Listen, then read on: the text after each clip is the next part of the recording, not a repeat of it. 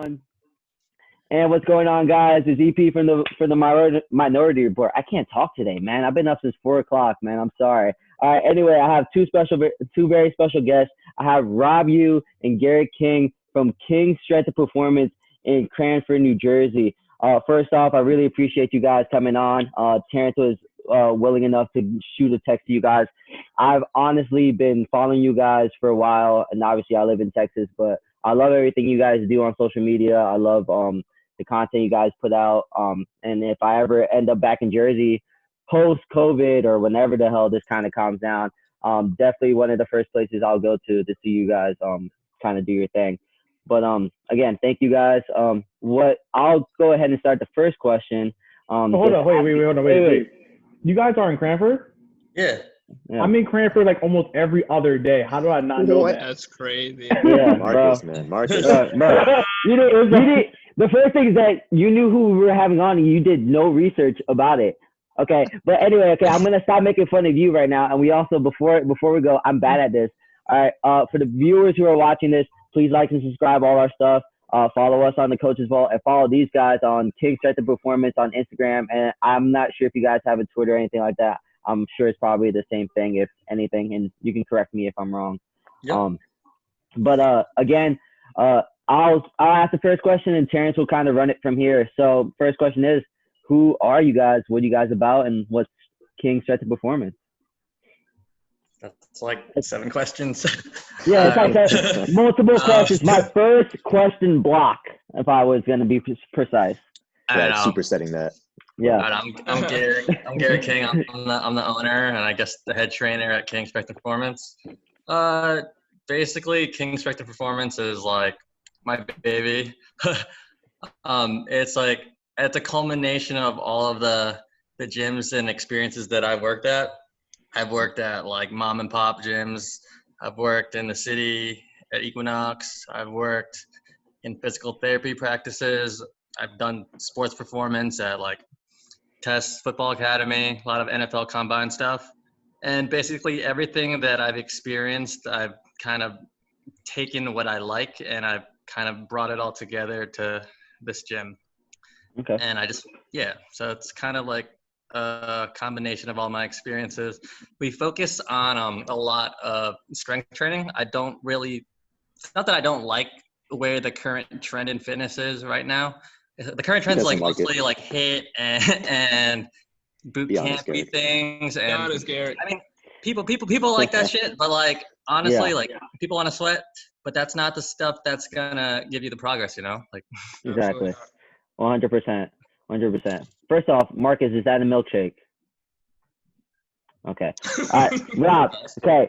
All right, Rob. Was talk about you a little bit. Yeah, real quick, guys. So, of course, Gerrick being the founder, he told you guys about who we are over in Cranford, the gym itself. My story is just a little bit different. I started off as a client of Gerrick's. My own background is, it's kind of varied. Like, Terrence, one of the questions that you sent over for us to look at was like, how do we get involved in fitness and athletics? And I was one of those kids that grew up running around a neighborhood in North Jersey, just kind of like an average boy that just likes to run around outside. And I just had been working out for myself for a number of years when I started working in Cranford, and I stumbled upon King and actually started there as a personal training client of Gerrick's. So I never saw myself as the kind of person who would necessarily like pay for personal training or even do group classes, because I'm relatively self-motivated. I train for things from Spartan races to just be fit and athletic. But when I saw him there, we chatted a little bit. I told him, hey, I'm trying to train for like a big event.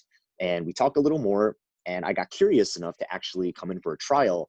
And there's like a funny story involved with that at some point. But right after that, I started meeting a little bit more of the people, and I was like, oh, this is not exactly what I pictured. This is kind of interesting. It's not like I go to my big box gym, I'm doing my lifting, I don't want to talk to anybody, just go in and get my stuff done.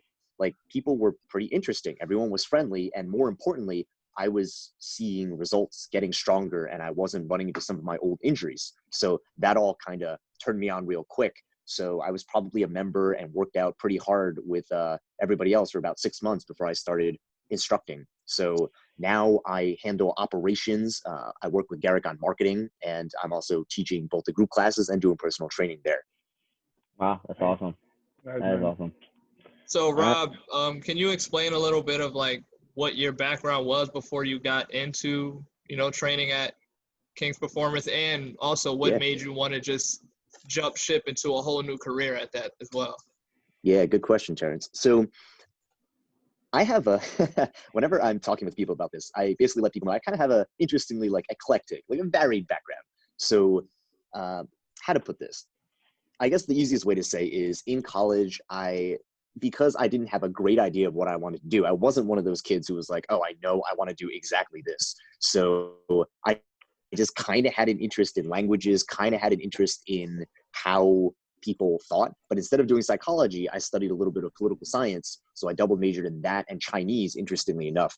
And as soon as I graduated, just via some connections, I started working at a technology company. So my first week in that company, I was sitting all day and I was like, man, I need to go and do something physical or I'm going to die. So I hopped on Google and found a Muay Thai gym. So it's like, I've always been pretty active ever since a young age in doing different martial arts and such. So all through college, if you guys know like the Ong Bak movies and such, a bunch of friends were Yep. really into that stuff. And Mhm. so I'd been really curious about Muay Thai, but as a college student, I wasn't really thinking, oh, let me study Muay Thai. So afterward, when I started earning some money, I got involved in that.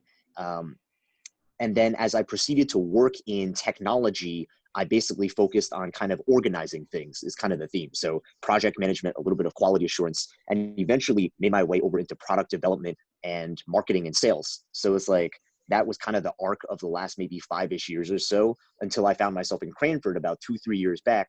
I started working for a guy who was, how to put it, he's a small business owner who owned a couple of businesses in health and fitness. So we're talking about kind of like another fitness franchise, as well as a karate school that the guy had just started from himself 7-8 years. And he was looking for someone to kind of get things organized and be more efficient, which is kind of like one of the few threads of my career. So it was at that point that I met Gerrick. And as far as the transition, Terrence, it was kind of like I've always been both physically active and really enjoy teaching stuff to other people. I've always kind of thought if I understood how something is, I really like that like aha moment of people going from like, I don't get how this thing is. This is like uncomfortable to, oh, now I see why this is like that. So it's Mhm.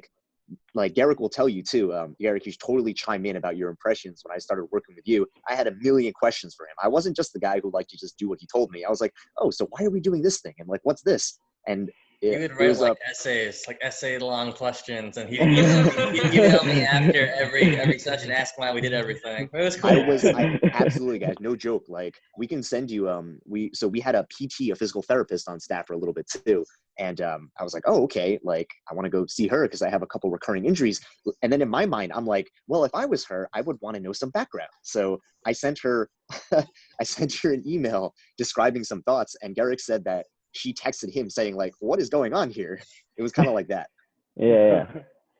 So That's many pretty goddamn dope. questions. That's dope though. It's like That it's is just like dope. you want more information. I feel like a lot more people need that kind of like drive Yeah. to actually learn like what we do and why we do it, because then that Yes. educates you, and sooner or later you can go ahead and teach other people. That's the main Pretty priority of much. what we Yeah. do. But Yeah. Yeah. Exactly. yeah, That was kind of Garrick, the bridge, Terrence. yeah, oh, yeah, I love it. That's dope. Garrick, how yeah. did you get into fitness? Was it like something that's always been a passion of yours since you were young? Did you play sports? My family growing up was like just full of everybody in my family is a competitive swimmer. So like as soon as I could walk, my parents threw me into a swimming pool. So Complete basically, opposite for me. Yeah. so Like, basically every morning until I was like 17, I'd wake up at like 4 or 5 a.m. I'd swim before school. I'd swim after school for like 2 hours at a time. So I'm swimming like 4 hours a day. Like wow. I was the kid in school that smelled like shit all the time. I smelled like chlorine and my hair was brown. And then after a while, I was like, fuck this, I don't want to do this anymore.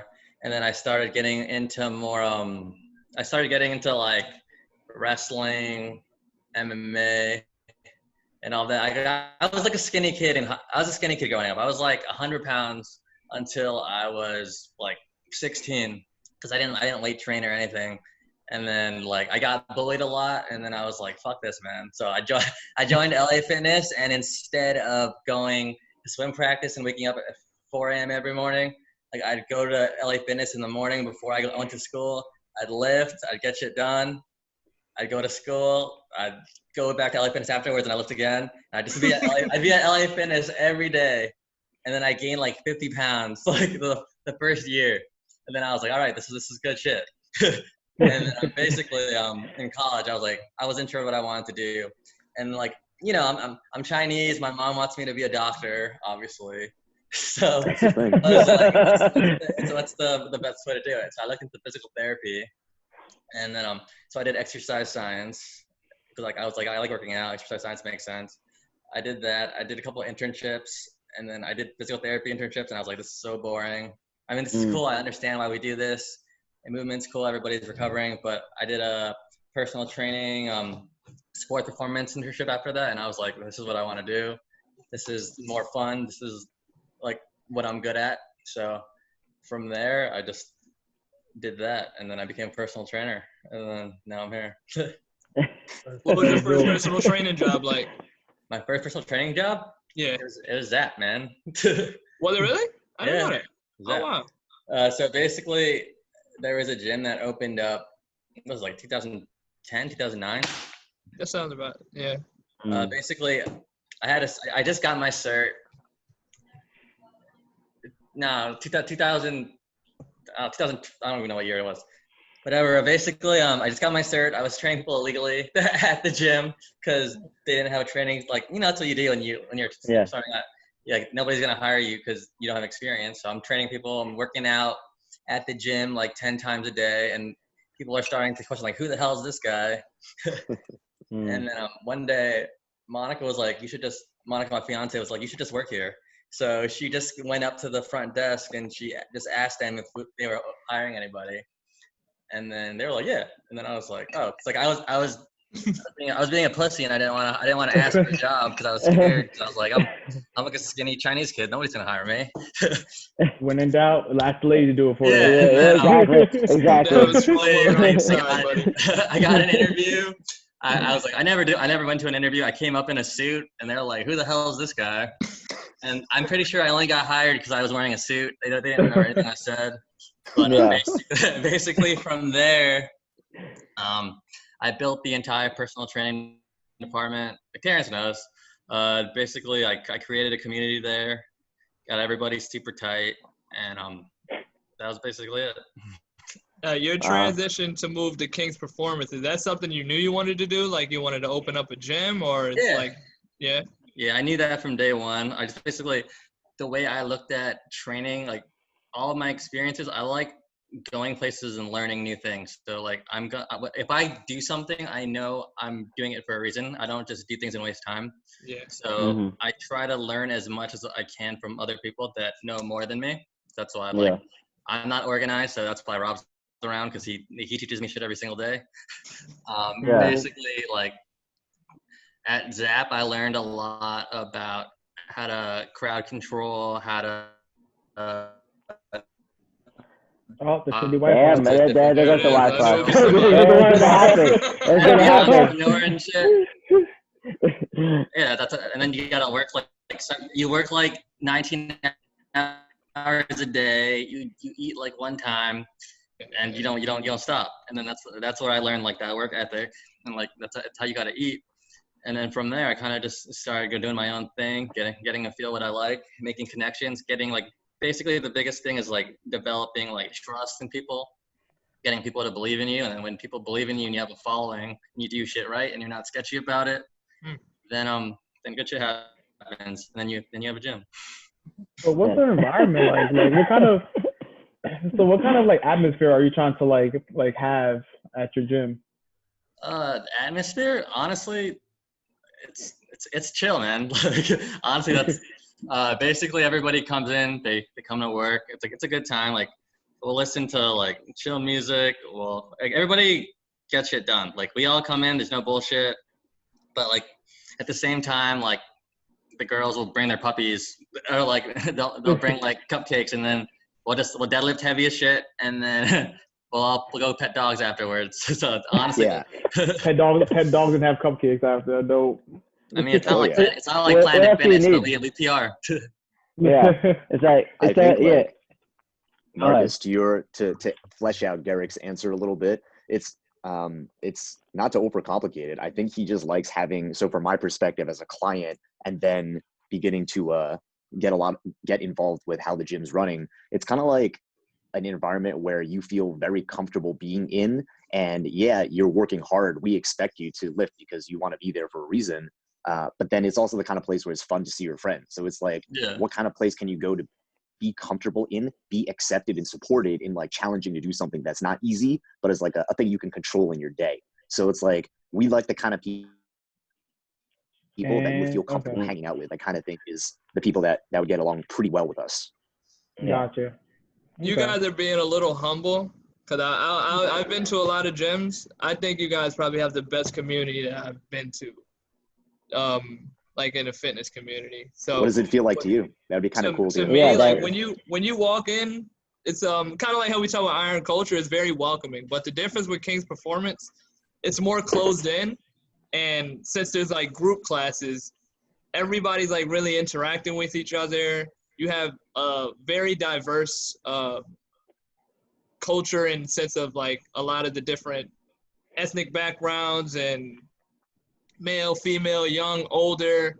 Everybody works together. It's really unique. It almost feels like being like a part of like a football team or something like that, where everybody's pushing each other. It's just instead of just a bunch of dudes, it's just like people from all different backgrounds, shapes and sizes, training experience, and even just like you see values of how they clean the gym.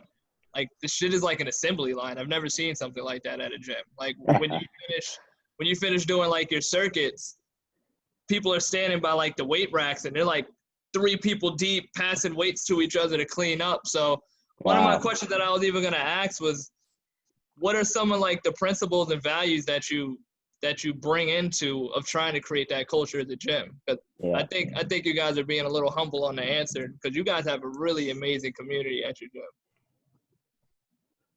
This is a Rob question.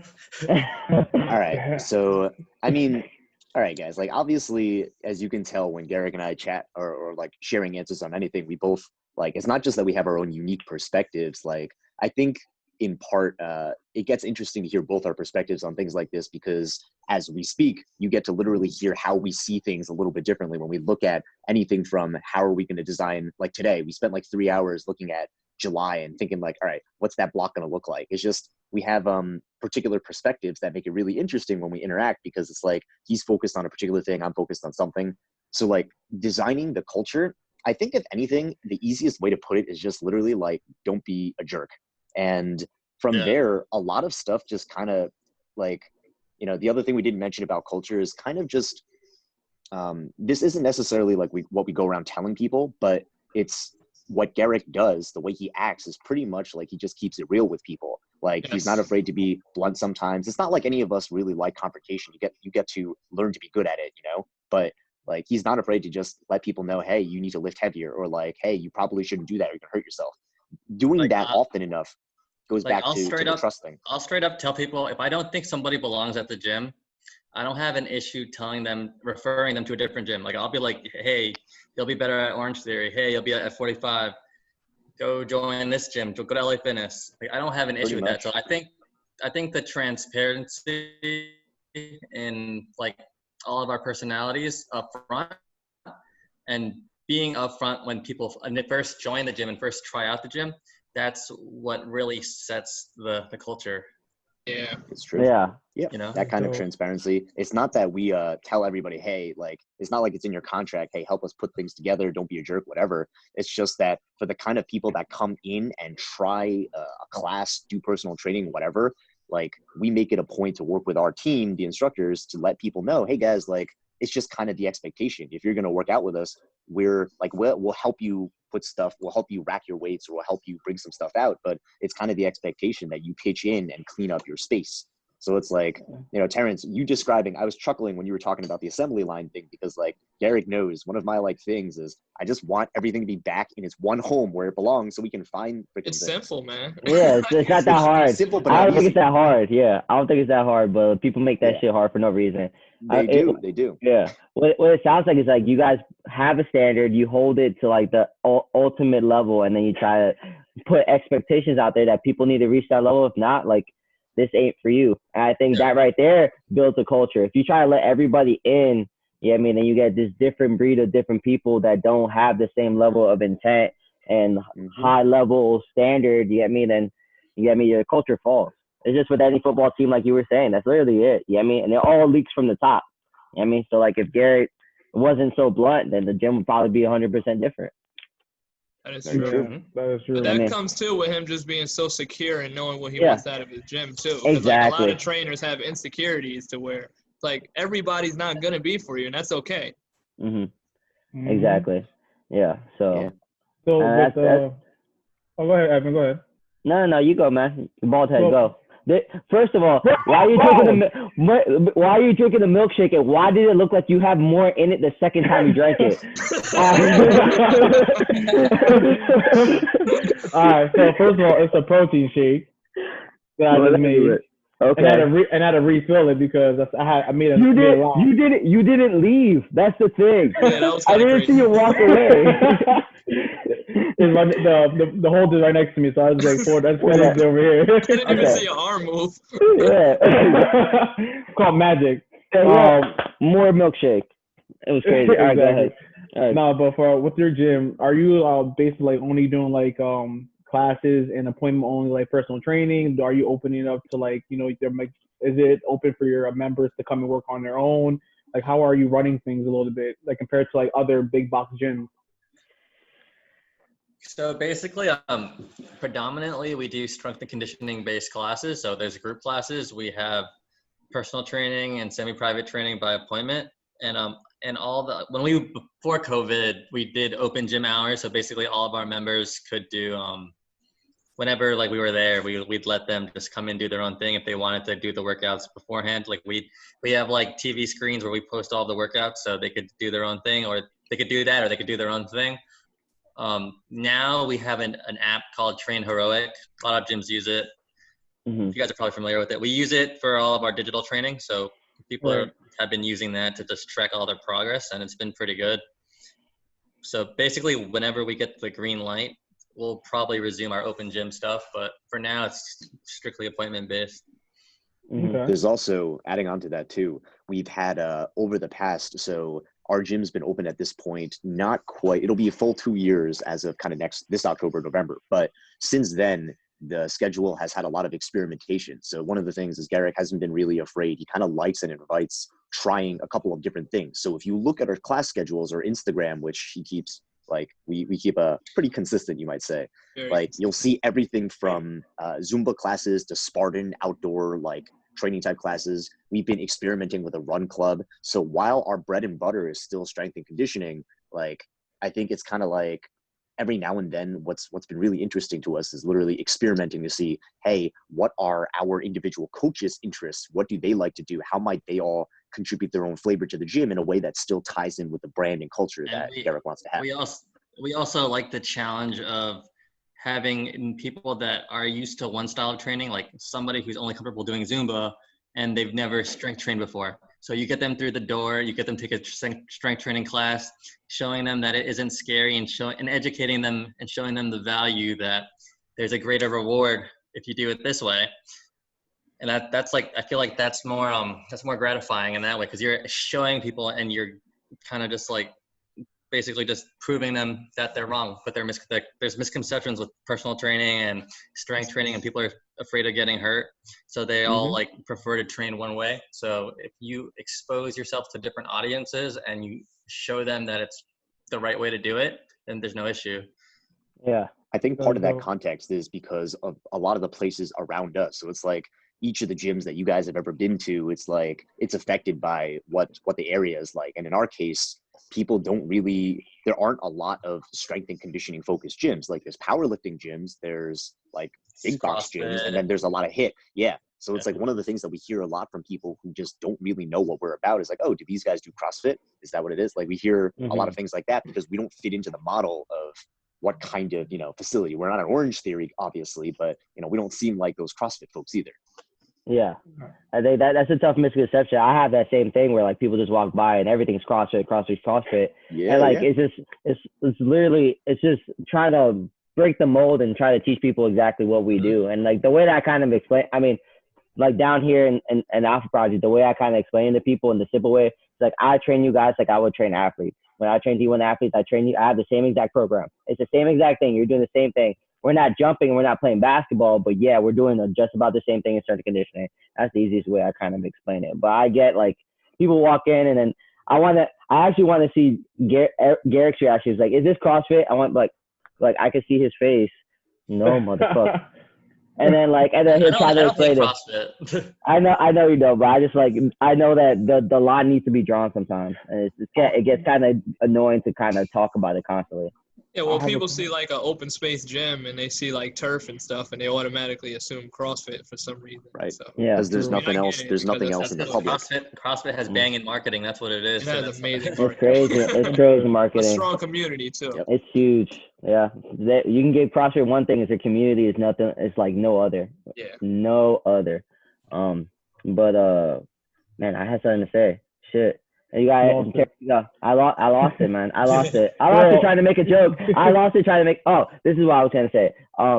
It's great that you two guys are on here. I think it was a great idea that you guys like contrast and like you guys are like on it together, and it's crazy perfect. The way that like he'll say something and then he'll come back and then it just all combines and it's perfect. Like it's like you guys cohesion is great. It takes some practice. I think we can. It takes some practice. Yeah, I bet. But with this whole COVID situation that's been going on, how did you guys have to fully adapt with everything? Anybody? This is the practice. Next question. Yeah, you just said, how did you have to adjust to COVID? I remember you guys, when I was looking, I think like 2 weeks before COVID, you said you were trying to tap into some online stuff, and then COVID just kind of happened to hit, and then you just kind of like had to move a little faster with the process that you already had in plan. Yeah. So basically, we were already planning on dropping the online stuff. We had like we bought the Train Heroic app. We set up all the new systems. We were building out new systems for different tiers of personal training and classes. And then once we got the news that we had to shut down for COVID, we were like, oh shit. We basically like all of us. we basically locked ourselves in a room for like 3 hours, called each other like 17 times. We called each other like 17 times back and forth. And we're like, all right, we're doing this. We basically started leaking announcements, or like, so we dropped on Instagram. We were like, oh, big announcement coming up Friday or Saturday. So we basically made sure that every single one of our members tuned in. Yeah. So we basically did a bunch of shit in like 3 days, built an entire online training program from the ground up, set it up, and then we just launched it. It was crazy. It actually is even better than that, guys. Like, because the way he describes it, make it sound like this is kind of on the earlier parts of COVID. How it panned out, though, what made it most interesting is, we already were planning to do some kind of online training before. We had spent a lot of time putting together, we were planning kind of a drastic shift to the way in which we offered programming to our members, just based on some stuff that we've been learning and experimenting with. But literally that like mid-March, kind of around that time, right before things really shut down, that was when we had kind of our like call powwow, because we've been keeping a close eye on the situation. We prepare a lot of things, and we were thinking to ourselves, how do we get ahead of this so that like, you know, where this looks like it's going. At first, over that week where there was a lot of like news announcements, people weren't really sure. We were like, you know, is it really going to go this way? Yeah. But by the end of that week, when we were like, it looks like we're going to close, that Saturday, Sunday, that was when we spent a lot of time just being like, hey, if we had to launch, what are all the pieces that need to be in place so that like literally Monday we could kick off with, here's your online program. And we wanted to launch that before the forced announcement from the state to shut us down. So we wanted to be ahead of the governor. Yeah, and we did. Mm-hmm. Like, so we announced, it was like we basically told people there's a lot of stuff coming right now. It's a weird time, but tune in and on IG Live, we'll give you guys, like, you guys drop questions, we've got answers, and we'll tell you what's going to be happening so that you guys can keep training. So, and our members it was cool to see that they didn't expect it.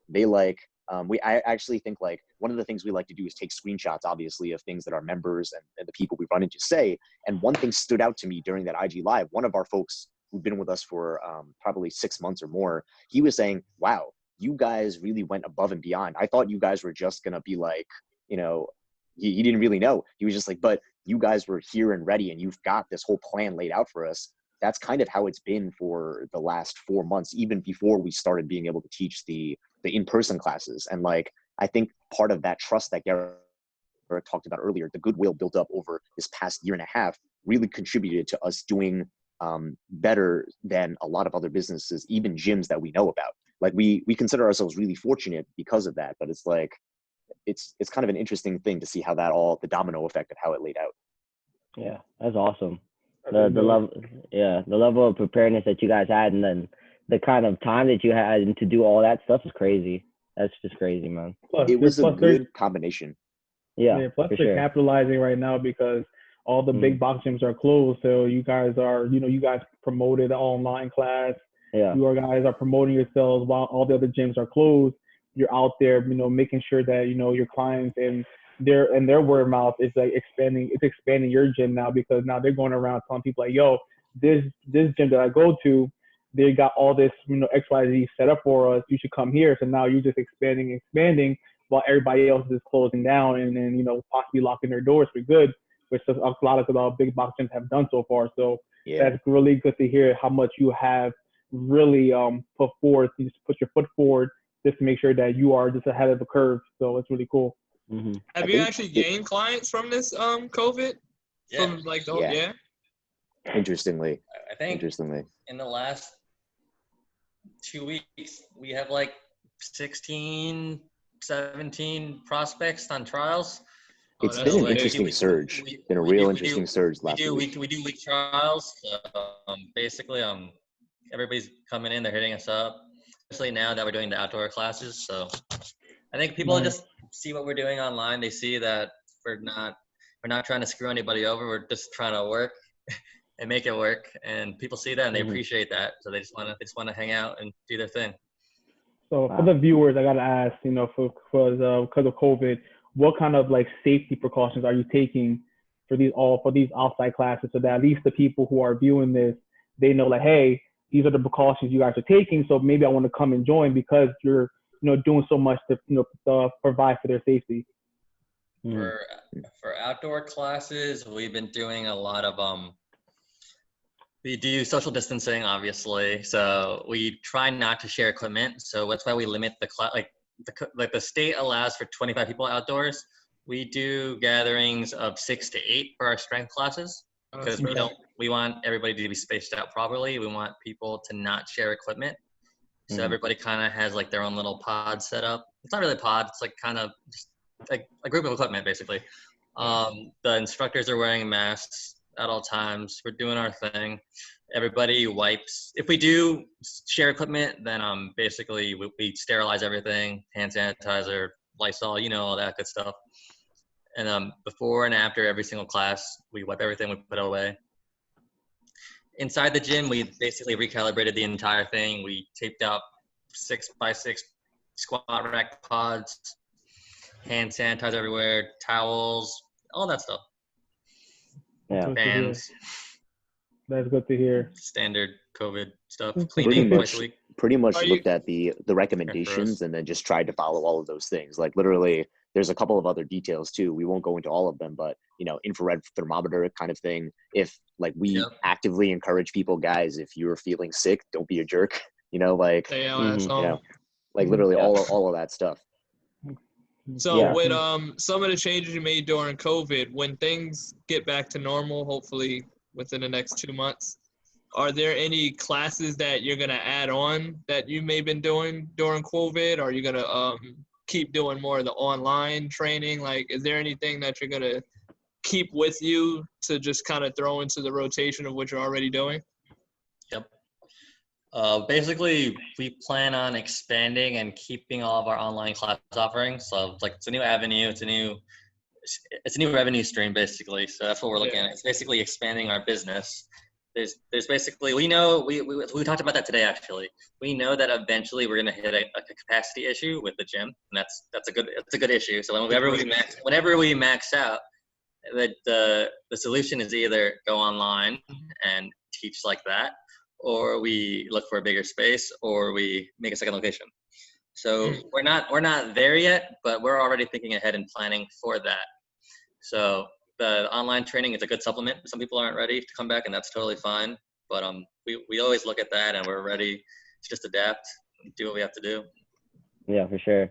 Yeah, man, you could. Go, Marcus. Go, bro. You go. No, I was wondering because I know before you guys mentioned it. So at your gym, is it just you and Rob working, and that's the only staff there, or do you have more staff members? Are you looking to gain more staff members as you tend to?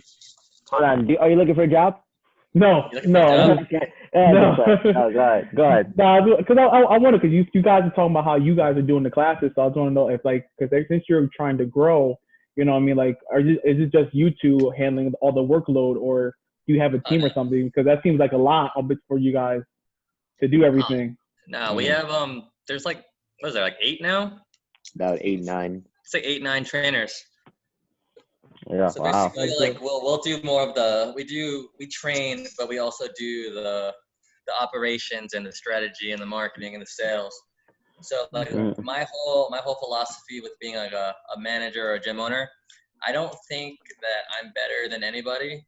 I think I'm just also another trainer that just has more shit to do. Yeah.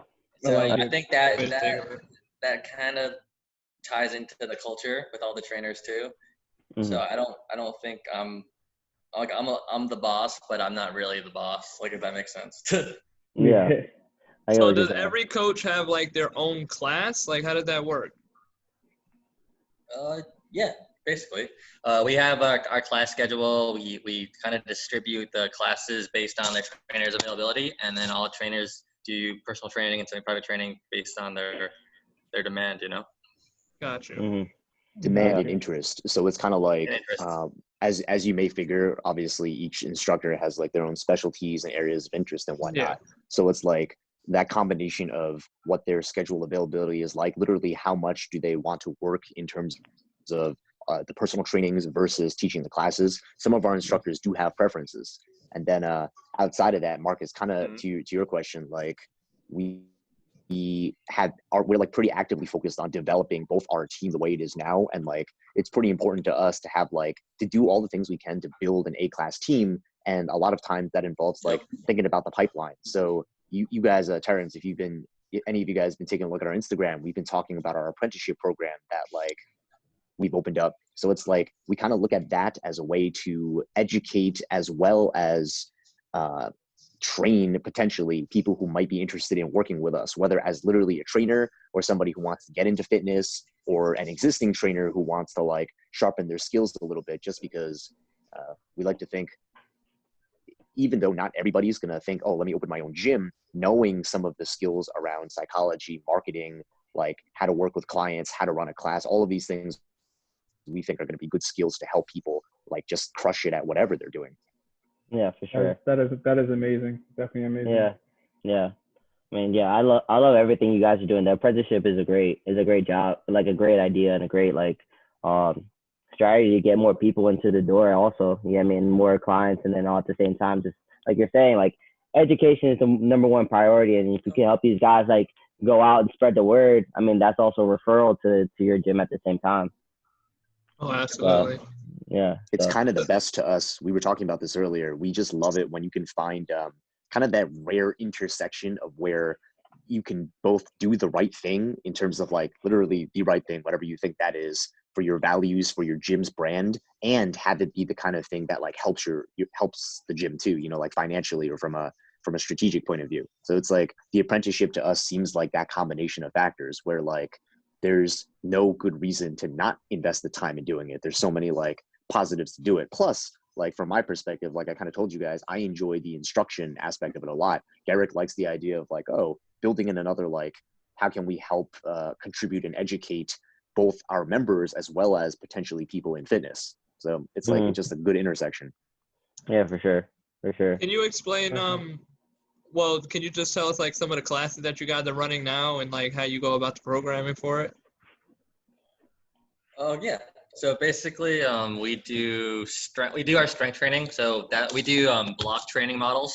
So Okay. every month we alternate between an intensification block and an accumulation block. So power strength development 1 month, and then we'll do like muscular endurance, stamina, lactic acid threshold training another month. So basically, every month we try to educate our clients and put them into a progressive overload model. So basically, with the Train Heroic app, we're training how much weight they do. That we're tracking everything. We're making sure they're consistent. That's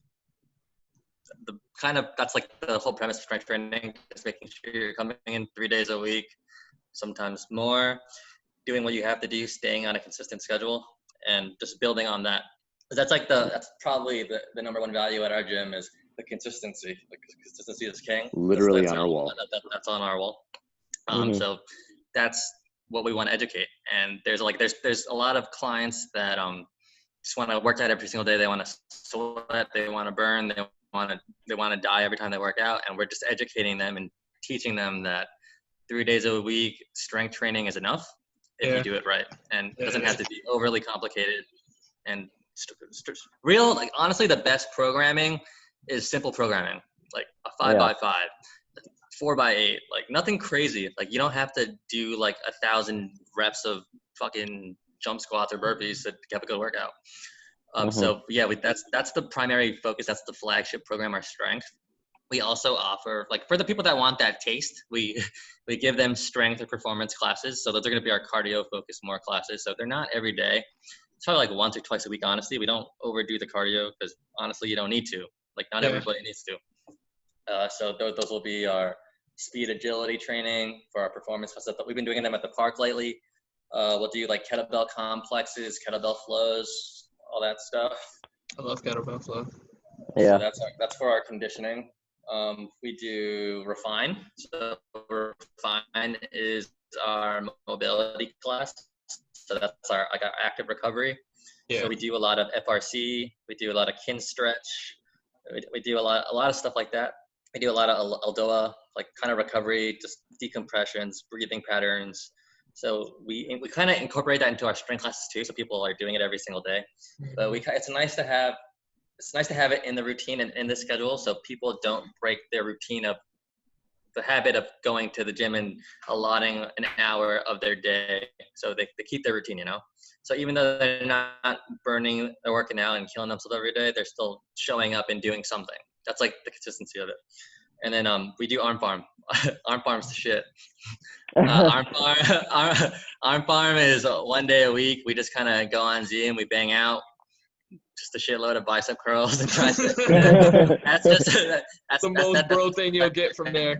Yeah. Oh yeah. Is it on a Friday? Yeah, that's what you got to do, man. Is it on a Friday? That's the get ready for Friday. During COVID is Thursday, but it was on Friday. You want to fill up your shirt, It's like the college days. Go to the gym real quick. Before we go partying. Yeah. You full dress up and everything, and then you go into the gym. You got your collar shirt on. You do a couple push-ups. Like, are we ready now? And then you go. That's how you do it. When the gym was open, we did it on Friday, so we turned off the lights. We turned on Dragon Ball Z on the TV. Hey, that's great. That's great. That is amazing. We just curled for an hour. That is amazing. That's fucking great. Yeah, I love. That's a good piece of culture. Yeah, That's for real. Culture, man. Yeah. So for like the programming too, I'm always like interested to see how people do programming. So is it like different classes per day, or are they like on Mondays it's just the strength classes, on Tuesdays it's just like the conditioning classes, or like how does that structure? We change it every now and then because we're kind of like scheduling. We change the schedule based on what we can do. Right now we do Monday, Wednesday, Friday strength. So there's a gap, a rest day per se in between, so you guys can but some people will do the refine mobility, and we'll do the conditioning in between. Gotcha. And we'll do but currently with COVID and the restrictions with townships and everything, the township is making us do outdoor classes on Thursday, Friday, Saturday, Sunday. So the schedule's changing a little bit, but we're like adapting. Like we had a meeting and we were trying to figure it out for like an hour and a half today. Just like going back and forth, just drawing schedules out, just trying to figure out the best programming so people will get enough rest, people will get enough, like there should be enough time to recover in between each thing. Yeah. So it's crazy. Oh, yeah. And is it hard, like, let's say a new member that signs up, is it hard to just throw them right into a program? Like, how does, like, the startup work with somebody who may just be trying it out? Oh, yeah. So basically, we tell everybody that we don't want people to marry us right away. We want them to date us first. Like, that's like, we tell them that. That's like the first thing we say. Yeah. So basically, we'll meet them. We'll do the contact. We'll basically schedule an assessment. Okay. If they want an assessment, we try to do like an FMS. We do a little like movement screen. We do a little like initial workout just to see everything is moving properly. Some people don't, and that's fine. Basically, we kind of mandate the 7-day trial. So the 7-day trial, it's not just for them to feel us out. It's for us to feel them out. Because honestly, in that 7 days, they come like 3 times, 4 times, depending on the personality type. In that 7 days, we're basically grilling everybody. We're testing out what their personality type is, what they're vibing, who they're talking to. All of our members are super tight, so if somebody's new and a current member is talking to them, they'll tell us right away, like, oh, this person's cool, this person's not cool. We'll get all the information. We'll get all the information we need to know right away, and then based on that, we'll kind of know how to sell them and what kind of sessions they need, if it's personal training, classes, or if they're not a fit at all. That's the transparency with our clients. Like they'll tell us how it is straight up because we tell it is how it is straight up too. So if our clients don't like somebody, we'll know immediately. It's not too hard to fit them into the program, if only because we try to set the expectation up front. Like literally, I can give you guys an example today. So 12 o'clock, we've had a woman on a trial who has only just tried her first strength class with us. And she was a little intimidated because of a few things. Like she has actually never strength trained before. She's barely worked out. And she had recently just kind of gotten like her huge internal motivation to go and lose a couple pounds to go back to how she was before.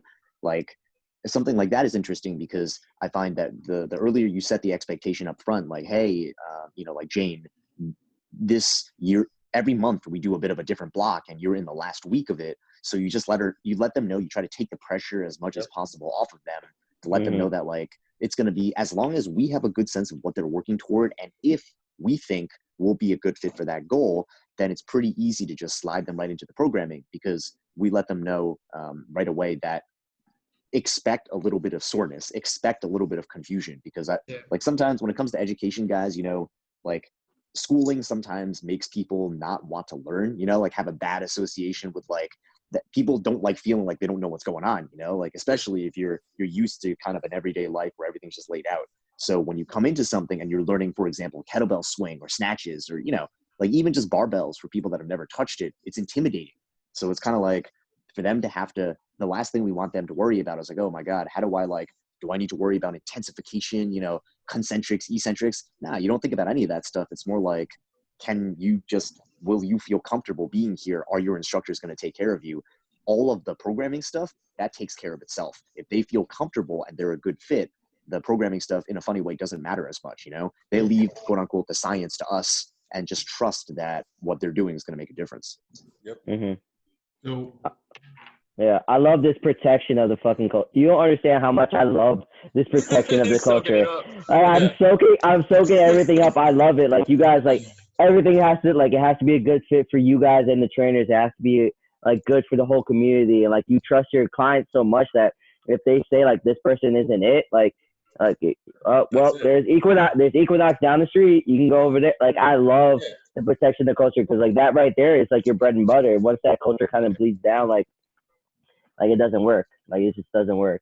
I just think that's great. That's all I wanted to say. I have no question. I'm just so freaking excited. I soaked that shit in. I think it's important to mention too. It's not like when Gerrick talks about our clients being pretty tight with us and not being afraid to let us know. It's not even in a cliquey kind of way. And like, again, guys, anybody listening, right? Don't take our word for it. Come in and talk with people. It's more that like our clients almost, it's like, you're in a good place when your clients care just as much as you do, if not more, about being in a place that they can feel comfortable with, you know? Like, Yeah, it's not 100%. that they're like extra judgy about other people. It's like, of course, everyone's got their opinions and beliefs and They want whatnot. to protect. They want to protect the gym too. Yeah. So if like someone comes in and they're a little sketchy, like it's not just the instructors, you know, and us that are skeeved out. It's like our members will be like, hey, like that was kind of a little weird, and we've had that happen before. So Yeah. it's kind of worth mentioning that. Yeah, for sure. I don't know, new Terrence, you got any more questions for these guys? Well, Yeah. I just want to point out one thing. I appreciate you guys really just educating and just really staying up and being aware of like a lot of the social issues that we have going on right now. For You sure. guys have been really vocal of a lot of stuff. So I just want to say I appreciate that, and I love the message that you're spreading out there to everybody. Yeah. That Nice. post about the month. Do you see that one, Terrence? The Yeah, month I saw that. That shit was good. I was really looking. I was like, okay, I understand that. Let me see somebody else's month. I was like, oh yeah, we all have to do this. I thought that was great. That was awesome. I thought that was great. You guys are really creative with a lot of the content. Yeah. Here's a question. A lot of note to you guys. Do you guys make like that one right there? Do you guys like make some of those things yourself? Like, do you guys like edit that or get somebody to edit all that stuff? Okay. Oh wow. Yeah. Okay.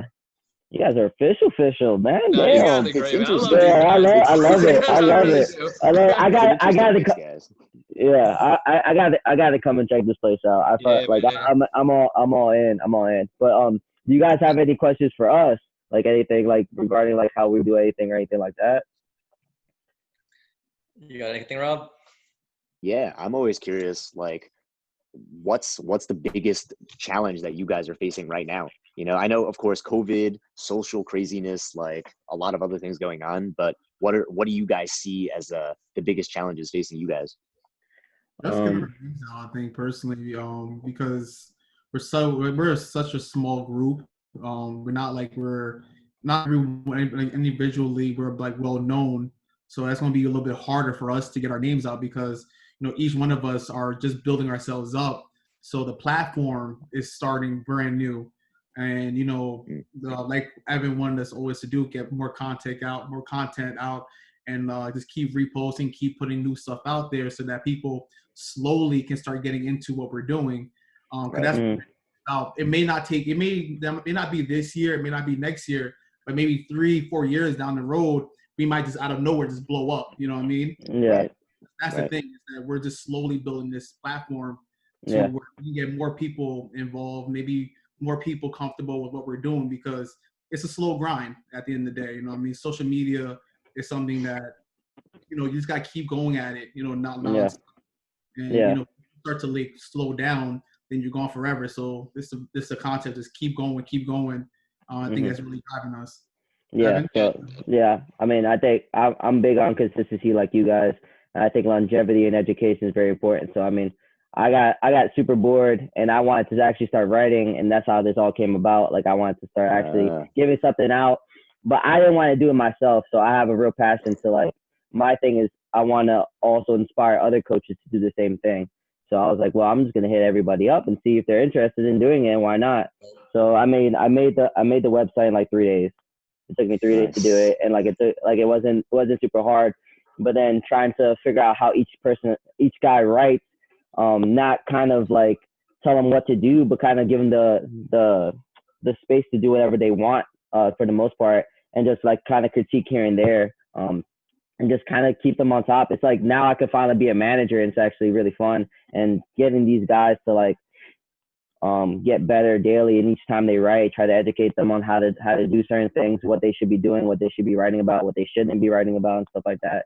That's the most fun. But I think the hardest thing right now is running this, doing this all day, then starting back at work with all the COVID, and down here in Texas, everything's spiking up. So I'm having to work extra to make sure that my clients are also being safe and I'm being safe and not getting COVID anytime soon. Because if I have to get the test one more goddamn time, I am locking myself in my house and I'm making a fans only account. You can put a word on that. That's on God. I'm making a fans only account is gonna happen. But yeah, just like the balance between like working like the 12-hour shifts and then having to be on a meeting or having to correct some stuff. I mean, that's the biggest challenge I have. But I think like just understanding where my passion lies is this, and like helping each one of these guys that I have under me out as much as I can to provide them with the feedback that they need is more important than anything for me right now. So I think that's the most challenging and most fun thing I have going on. Yeah, it's like we're looking at this more like an investment. Like I'm Yeah. sure, like when I know when I had got the call, my first initial reaction was like, oh, I don't know if I want to do this. But I think a lot of that was just me so used to being a lone wolf and just like doing a lot of shit on my own. So this kind of broke me out into my shell of even like learning more from other coaches, working more with other coaches, being a part of a team, which is a thing that I honestly want to do more of. You know, my journey getting into a coach is a little weird compared to what the average trainer jumps into. It was very much I was on my own with a lot of stuff. So being with these guys and like finding my voice a little bit more, finding myself being more of an educator, collabing with more people. I learned a lot from just having our conversations in the vault talk, or even seeing how some of these guys write, what certain perspectives are. It's very like, it's different. And different is what I'm trying to be around more of. So I think like Evan said, just finding that balance too, with work picking up a lot more and still treating this like an investment, believing in it, and still finding our voice through this, because this is something that it's not going to blow up in 6 months, but 3 years down the road, 4 years down, you don't know like what it could turn into and just the community you can build of it. And it's cool that we all have our own like perspectives, knowledge, minds, and platforms and client bases and stuff like that. So it's starting to catch traction the right way, which is what I like. You know, I have a lot of my clients tuning in and reposting and sharing, and like it's a cool experience. So I'm excited to see how this plays out in the long run, as long as we, you know, keep consistent and just keep believing in it, you know. For sure. Yeah. All right. So This if was you guys, great. yeah, I thought this was great. So if you guys don't got anything else, I just want to say thank you for hopping on this. I know you guys got busy days, and you guys were awesome to come on here. I really appreciate you guys. But I got nothing else. So this is more for the viewers than for anybody else. Please like and subscribe if you watched all 45 minutes of this video. I did say in the beginning, Marcus, you're welcome. Okay, with your milkshake ass. Okay. Anyway. Okay. Please like and subscribe. Go follow us on the Coaches Vault. You'll find us on YouTube sometime tomorrow. On Friday the 26th of June. And yeah, really appreciate you guys. And that's all I got for you. What do you gotta say, Marcus? What do you gotta say, bro? I was gonna say it's not October, so why are you wearing a Spottober shirt? Okay, I'm gonna end the call now. I was thinking that. Yeah. Okay. Yeah. First of all, Magic Milkshake Man. Okay, you be quiet, because I'm gonna mute you, and we're gonna end this call. Okay? You want me again? You can't I'm mute gonna me. mute you again. Oh my god. Okay, bye guys. Okay, I'll see you guys later. Have a good one. Appreciate you guys. Thank you, man. See Thanks you. for having us on, guys. It Absolutely. was a good signal. Absolutely. Until next You time. too. Be safe, Yes, guys. sir. You too. Peace.